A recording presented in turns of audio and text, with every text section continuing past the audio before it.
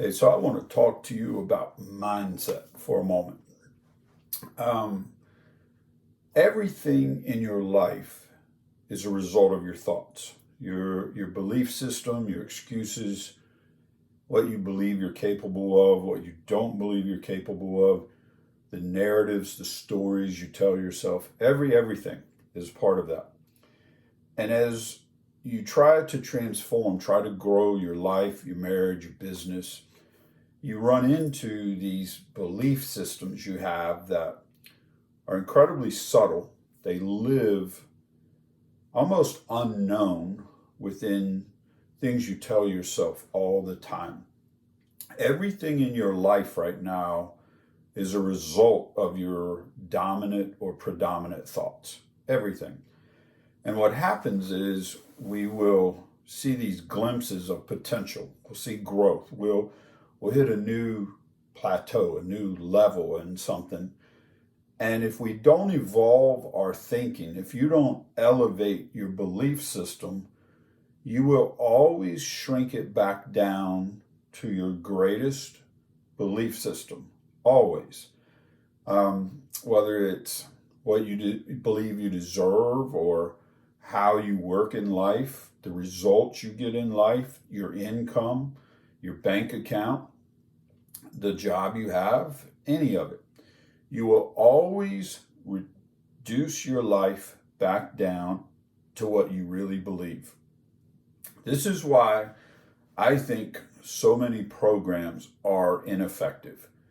That we'll see glimmers, or we go to a conference and we get excited about something. We come back, we bought the thing, and we come back and we try to apply it, and only it doesn't work for us the way it worked for the person who sold it to us. Same with programs.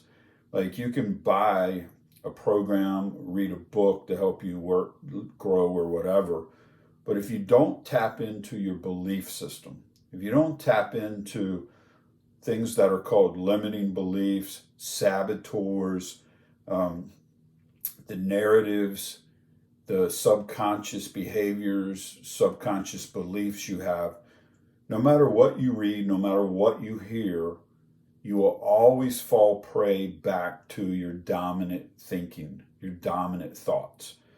And so one of the ways you can counter this is to have high caliber conversations with somebody that can hear you, can ask you greater questions to give you insight, somebody that doesn't agree with you, but you trust for honest feedback, those types of things, because you could read the book, but you're going to put it in the framework of your normal or dominant thought process. There's a structure you already have. You can go to the conference, but you're going to put it back in. You're going to see it through the filters you have in your life. So if you want to change your life, expose yourself to more critical thinking. Expose your thought processes to somebody who can help you sift through it, can help you see it for what it is. I'll give you an example. I have one of my clients has started a pretty successful business this year. Their goal was to hit roughly 150 this year. I'll just leave it at that number. And it's likely they're going to 3 or 4 times that this year. It's a pretty good year for the first year, full year of a business they created. So we get on a call the other day, and there was a lot of anxiety. There was a lot of what abouts, what ifs, and all of this. And I said, have you ever heard of imposter syndrome? And they said, no. I said, well, imposter syndrome is where you start believing that the only reason you've done this is because you're lucky. You got lucky, you got it right. Or you start saying, you know what, I'm not this good. I don't deserve this. Why should I have this? You just really start feeling like an imposter. You don't deserve it. You shouldn't have what you have. And so, of course, it's easy to see the byproduct of that is you're going to start screwing it up. You're going to start shrinking back to belief systems. And so we talked through a couple things and identified where a couple of these thoughts, these saboteurs were. And after about 20 minutes, a client simply said, I feel a lot better. I had forgotten and named a couple things, and it's just good to be reminded of and named a couple things. And the truth is, like, it would be great if we could solve our thought processes and move on and never deal with them again. But every time we get to another level, that's the results of our new thinking. And to go to another level, we've got to deal with our thinking again. Beliefs, doubts, fears, insecurities. It's really a complex thing. And this is why I have a coach right now, and in particular, it's a group coaching model. And I interact with those coaches almost every day right now because we can keep the conversation really elevated. We add value to each other. We walk away better for a 15, 30-minute conversation, let alone the value I'm getting from the coach. Freaking amazing.